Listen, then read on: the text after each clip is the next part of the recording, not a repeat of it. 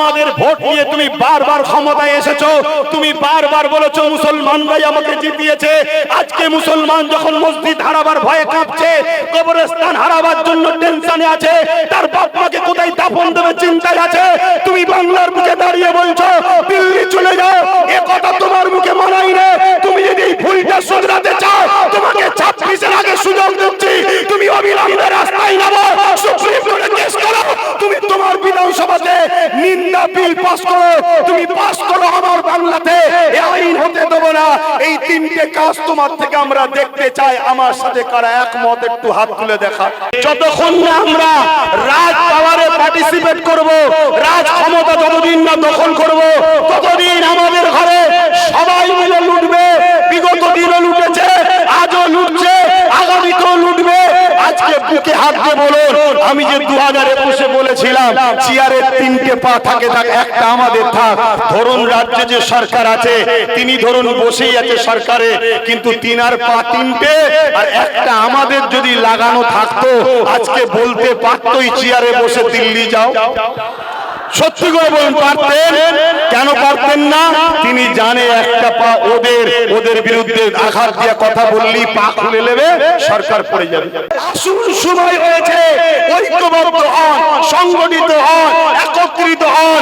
আপনার যদি মনে হয় আব্বাস সিদ্দিকী তোমার কথা শুনলে আমার 3000 টাকা চলে যাবে, আমি আপনাকে জবান দিয়ে যাচ্ছি, আমি যে রাস্তা দেখাচ্ছি এই রাস্তায় একটু চলুন। হয়তো চলতে গিয়ে একটু কষ্ট হবে, কষ্ট যত বেশি হয় ফল তত মিষ্টি হয়।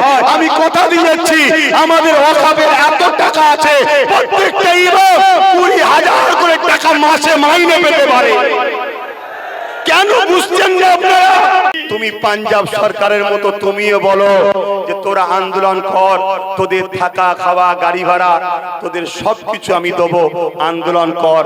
কেন? তুমি তো নিজেই বলছো আমি বিজেপির বিরুদ্ধে। বিজেপির বিরুদ্ধে যখন আন্দোলন, তোমার তো মাইনাস পয়েন্ট, তোমাকে হেল্প করা দরকার। কি ভাই, ঠিক তো নাকি? কিন্তু না, তুমি আমাদেরকে বোকা বানাবার জন্য বলছো বিজেপির বিরুদ্ধে, কিন্তু তুমি তো মালদা থেকে আম পাঠাও, তুমি তো মাঝে মাঝে জামা কাপড় পাঠাও, তুমি তো মাঝে মাঝে আবার কে কি খাবার পছন্দ করে সে খাবারটা পাঠাও, তুমিও মাঝে মাঝে রাজ্যে না হলো উড়িষ্যায় গিয়ে এক টেবিলে বসে খাও। এগুলো কি তাহলে আজকে প্রমাণ হচ্ছে তুমি আমাদের সেজেছো? মূলত তুমি আমাদের নয়। যদি এটাই হয় তাহলে তোমাকে আমরা জানিয়ে দিই, আমরা সেই মুসলমান। হতে পারে আমাদের মধ্যে অনেক আছে মতনৈক্য, জুজিয়াত মাসলা নিয়ে, হতে পারে আমাদের মধ্যে অনেক আছে বিভিন্ন সংগঠন, কিন্তু মনে রাখবেন এই সংগঠন আগেও ছিল, এই জুজিয়াত মাসলা নিয়ে আলোচনা আগেও ছিল। কিন্তু বুদ্ধদেব যখন বলেছিল মাদ্রাসায় জঙ্গি তৈরি হয়, মুসলমান চুপ করে গিয়েছিল, আন্দোলন সেইভাবে না করলেও চুপ ছিল ঠিকই, কিন্তু ঠিক সময় বুদ্ধদেবের বিরুদ্ধে সুইচ টিপে জনমের মতো বুদ্ধদেবকে সরিয়ে দিয়েছে। ঠিক না বেঠিক? ও আর জীবনে আসতে পারবে? এমন জায়গায় তো চলে গেছে, সেখানে আসার উপায়ও নেই। কথা মাথায় ঢুকছে না? ঢোকে নেই। কিন্তু তাহলে তোমাকে সাবধান করে দিচ্ছি, এটা আমাদেরকে আঘাত দিয়েছে না দেয়নি? হ্যাঁ, তোমার সঙ্গে কারো পছন্দ ভোটের নাও থাকতে পারে, মানুষের নিজের স্বাধীনতা আছে, কিন্তু তুমি রাজ্যের সিএম হও, মুসলমান এই দুঃখের সময় এত বড় কথা তোমার মধ্যে ঠিক শোভা পাইনি।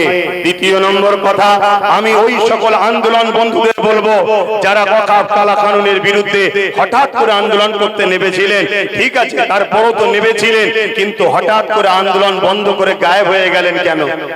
ও দিল্লিতে করতে বলেছে তাই আপনি চুপ করে গেলেন? আপনি কি আপনার নিজের শুধুটা বোঝেন? আপনি কি সমাজের কথা বুঝবেন না? আপনি কি জানেন মীর জাফর কি করেছিল?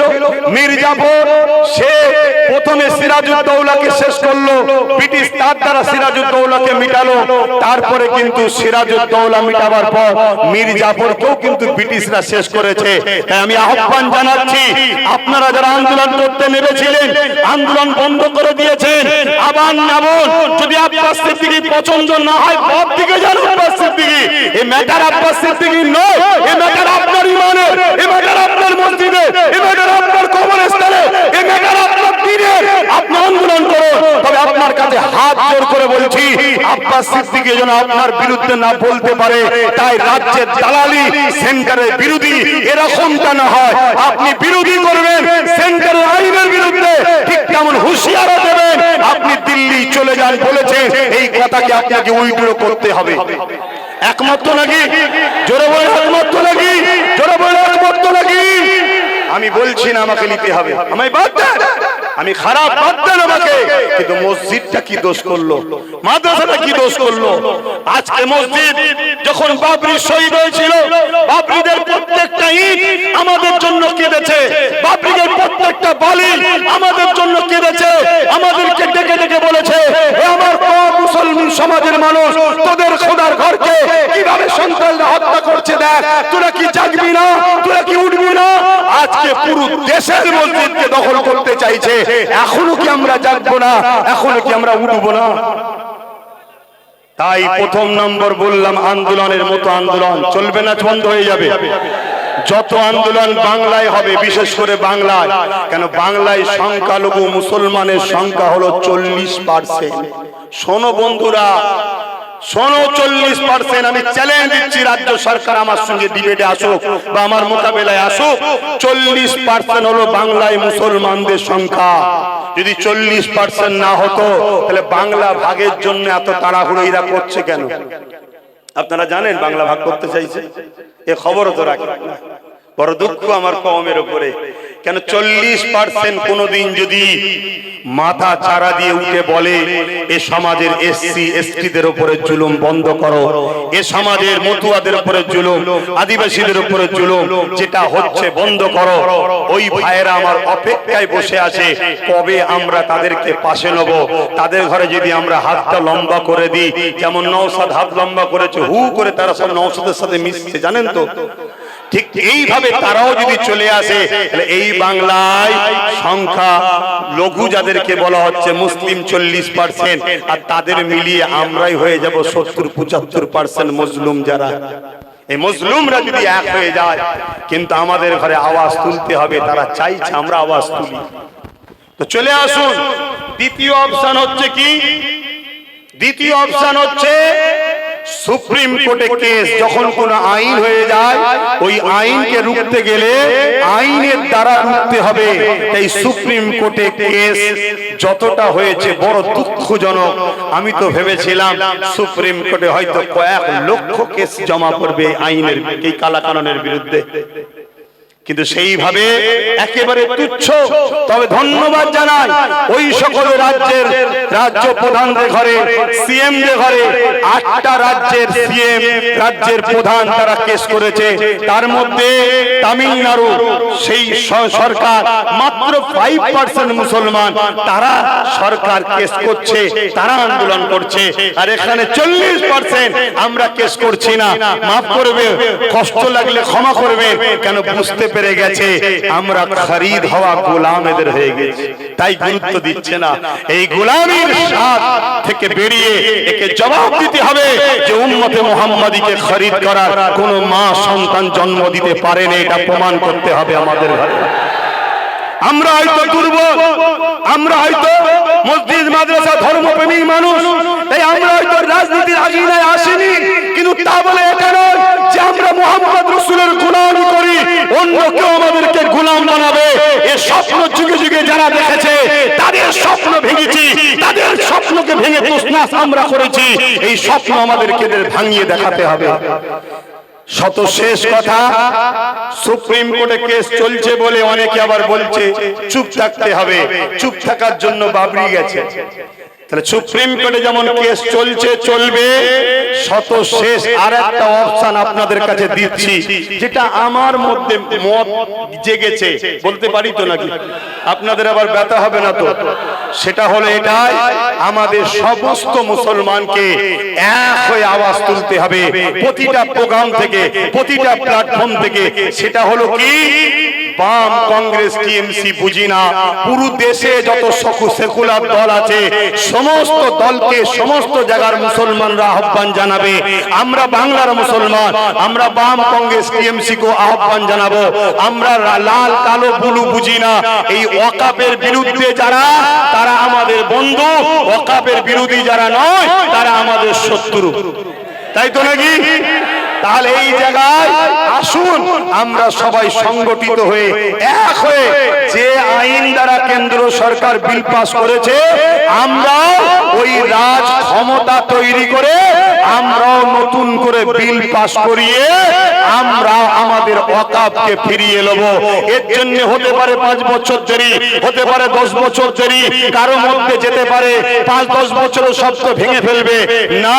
আওয়াজ যখন আপনি তুলবেন যে ক্ষমতায় আসার পর আমরাও সংখ্যা গরিষ্ঠতা দেখিয়ে যেমন কেন্দ্র সরকার বিল তৈরি করে মসজিদ মাদ্রাসা লিখছে, আমরাও সংখ্যা গরিষ্ঠতা দেখিয়ে আমরাও বিল তৈরি করে ওয়াকাফকে ফিরিয়ে নেব। ওই সময়েতে ওই জায়গায় যে কোম্পানি যত কোটি টাকা বাজেট করুক না কেন সবটা ওয়াকাফের দখলে হয়ে যাবে, আইন করে নেব। চেষ্টা করলে হতে পারে না, পারে না। আজকে যদি আমরা বলি আমাদের ঘরে আসুন সমস্ত দল এক হয়ে, সেকুলার দল যারা যারা বারবার মুসলমানদের ঘরে বড় ভোটের পছন্দ হয়, আসো আমাদের সাথ দাও। কি চেয়ারে 3টে পা তোমাদের থাকবে, একটা আমাদের থাকবে, ভাগীদারিতে আমরা এক জায়গায় হব। কি রাজি আছেন না নাই? জোরে বলুন রাজি আছেন না নাই? ওই যে চেয়ার দেখছেন না সামনে লাগানো রয়েছে, 4টে পায়া আছে দেখুন, 3টে পায়া থাকলে ওই চেয়ারে কেউ বসতে পারবে? তো 3টে তোমাদের বাম কংগ্রেস টিএমসি থাক, একটা আমাদের হাতে থাকবে।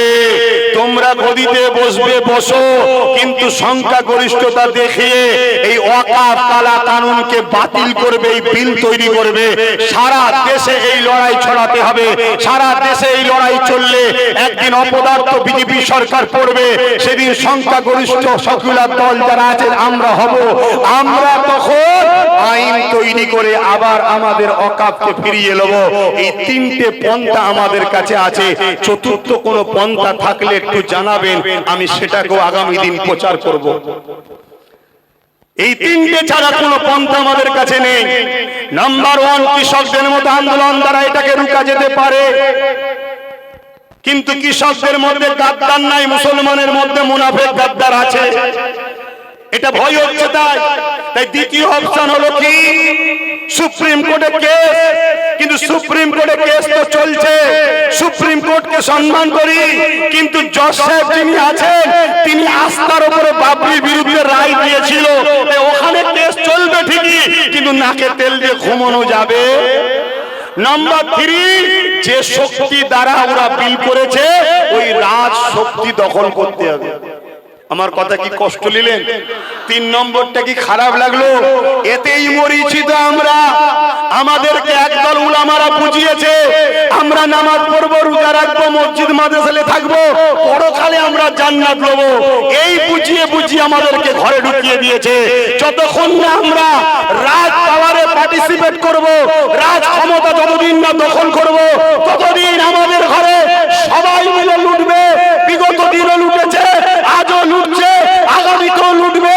আজকে বুকে হাত দিয়ে বলুন, আমি যে 2021-এ বলেছিলাম চেয়ারে 3টে পা থাকে, একটা আমাদের থাক। ধরুন রাজ্যে যে সরকার আছে তিনি ধরুন বসেই আছে সরকারে, কিন্তু তিনার পা 3টে আর একটা আমাদের যদি লাগানো থাকতো, আজকে বলতে পারতোই চেয়ারে বসে দিল্লি যাও। সত্যি করে বলুন, পারতেন? কেন পারতেন না? তিনি জানে একটা পা ওদের বিরুদ্ধে আঘাত দিয়ে কথা বললেই পা খুলে নেবে, সরকার পড়ে যাবে। তাহলে আমাদের রাজ পাওয়ার দরকার আছে না নাই? আমরা আলেম উলামা, পীর পীরজাদা, মুফতি, মাওলানা, ইমাম, আমরা না হয় হাটে মাঠে রাস্তায় প্রকাশ্য নেবে রাজনীতি করব না, কিন্তু আমরা আমাদের মুসলিম সমাজের যুবক ছেলেদের রাজনীতির কন্ট্রোল আমরা করব। আমরা ছেলেদেরকে পরিচালনা করব। আমরা আমাদের 40%কে শিখাবো কিভাবে রাজনীতি করতে হয়, কিভাবে ইনসাফ ইনসানিয়াত প্রতিষ্ঠিত করতে হয়। এটা যখন ইসলামে হারাম নয়, তাহলে আমরা উলামারা কেন পিছিয়ে আছি? আল্লাহ রাস্তে বলছে আনন্দ করে, নবী আল্লাহর রাসূলের রাস্তা দিয়ে বলছে ইমাম করে, আসুন সময় হয়েছে, ঐক্যবদ্ধ হন, সংগঠিত হন, একত্রিত হন। আপনার যদি মনে হয় আব্বাস সিদ্দিক সিদ্দিকী, তোমার কথা শুনলে আমার 3000 টাকা চলে যাবে। আমি আপনাকে জবান দিয়ে যাচ্ছি, আমি যে রাস্তা দেখাচ্ছি এই রাস্তায় একটু চলুন, হয়তো চলতে গিয়ে একটু কষ্ট হবে, কষ্ট যত বেশি হয় ফল তত মিষ্টি হয়। আমি কথা দিয়ে যাচ্ছি, আমাদের ওয়াকাফের এত টাকা আছে, প্রত্যেকটা ইমাম 20,000 করে টাকা মাসে মাইনে পেতে পারে। কেন বুঝছেন না আপনারা? কেন বুঝছেন না? ভাবছেন আব্বাস সিদ্দিকী সম্মানে চলে গেল, এতজন চিল্লাচ্ছে। আল্লাহ সাক্ষী রেখে বলছি, জাত পাকের কসম করে বলছি, জাত পাকের কসম করে বলছি, আমি আমাকে নিয়ে 1 সেকেন্ডের জন্য ভাবি না, আমি আমাকে নিয়ে 1 সেকেন্ডের জন্য চিন্তা করি না।